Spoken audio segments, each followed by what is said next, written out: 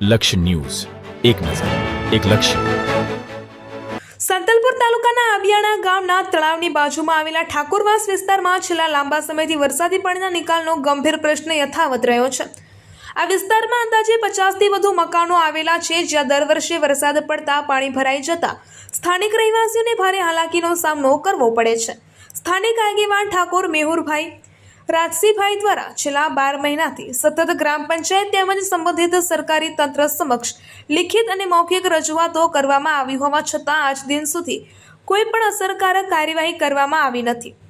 અરજદાર દ્વારા તાલુકા વિકાસ અધિકારી, જિલ્લા વિકાસ અધિકારી, કાર્યપાલક ઇજનેર, માર્ગ મકાન વિભાગ સુધી પણ રજૂઆતો કરી હોવાના આક્ષેપ છે, છતાં આ સમસ્યાનો કોઈ હલ આવ્યો નથી અને પરિણામે દર સાલ ચોમાસામાં વરસાદ બાદ સમગ્ર વિસ્તાર પાણી અને કાદવથી ઘેરાઈ જાય છે.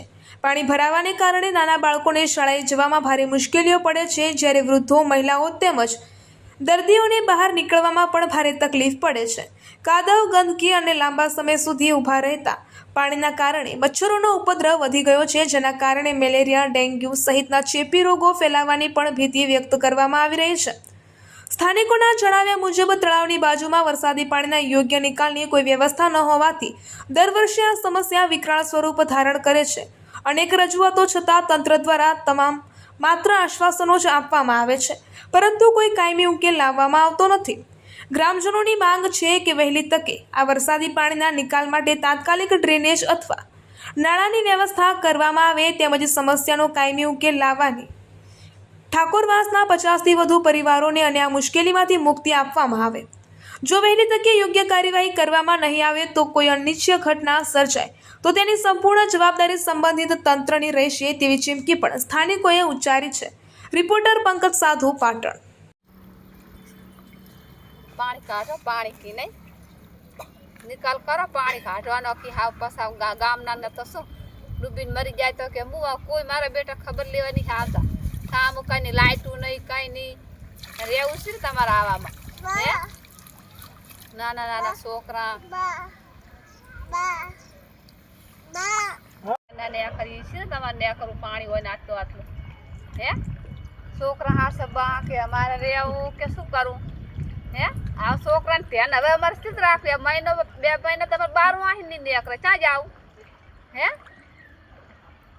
કોઈનું કોઈ નહીં હતારી પોકે ની રાડ અંભરાય પાસે હાવ ના અંભરાય એવું ના હોય કઈ નક પછી તમે તો મને ગમે ત્યાં લઈ જાઓ, હું સહી કરો, હું આવીશ. હે સાચી વાત ને? હા હો ને હારા મકાન હોય એટલે મમ્મી પહેરી રહે, પણ બીજાને બધાને મરો. આપણે ગરીબ માણસ રહેવાનું કરે કે ખાવાનું કરે શું કરે? પછી પાડી પાડી તમે ના પીહરા તારી સિર તમારે આંકડ બધું હરખું કરવું. હે સાચી વાત ને? તારે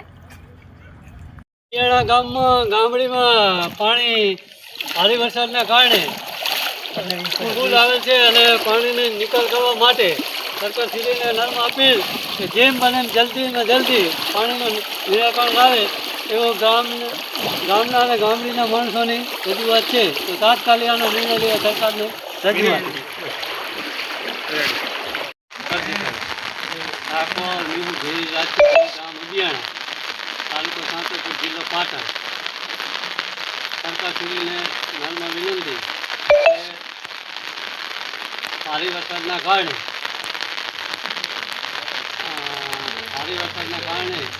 તળાવની બાજુમાં ઠાકોરવાસની 40થી 50 મકાનો આવેલા છે અને તળાવના ફૂલ ભરાવાના કારણે પાણીનો કોઈ નિકાલ ના થવાના કારણે સરકારશ્રીને વારંવાર રજૂઆત કરવા છતાં પાણીનો કોઈ નિકાલ કરવામાં આવતો નથી. જો આ પાણીનો નિકાલ નહીં થાય તો આગળ આંદોલન કરવાની વિચારવામાં આવેલ છે. અરજદાર ઠાકોર મેહુરભાઈ રાજસીભાઈ લેખિતમાં મૌખિકમાં રજૂઆત કરવા છતાં કોઈ આ પાણીનો નિકાલ કરવામાં આવેલ નથી.